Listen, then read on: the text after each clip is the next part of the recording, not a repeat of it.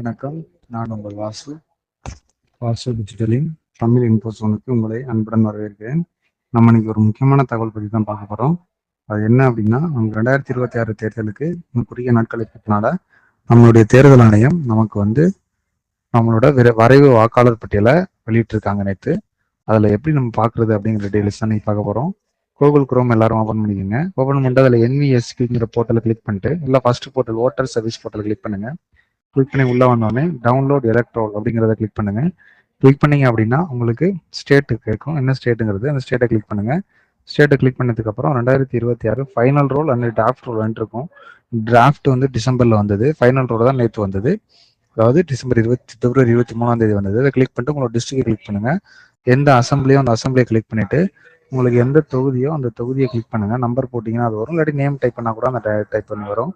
அதை போட்டுட்டு உங்களோட தொகுதி பூத் நம்பர் அப்படி இல்லைன்னா உங்களோட ஊர் பேர் போட்டுட்டு உங்களோட கேப்சா டைப் பண்ணுங்க.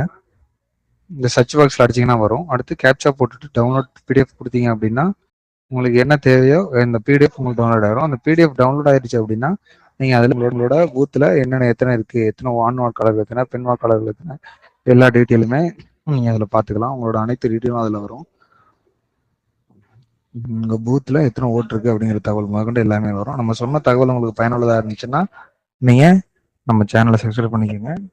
பின்னாடி இருக்க பெல் ஐக்கனை கிளிக் பண்ணீங்கன்னா உங்களுக்கு தேவையானதை நம்ம அடுத்தடுத்து போட ஒன்றுனா சப்ஸ்கிரைப் பண்ணிட்டே இருங்க. உங்களுக்கு தேவையான வீடியோ நம்ம அடுத்தடுத்து போட்டுட்டே இருப்போம்.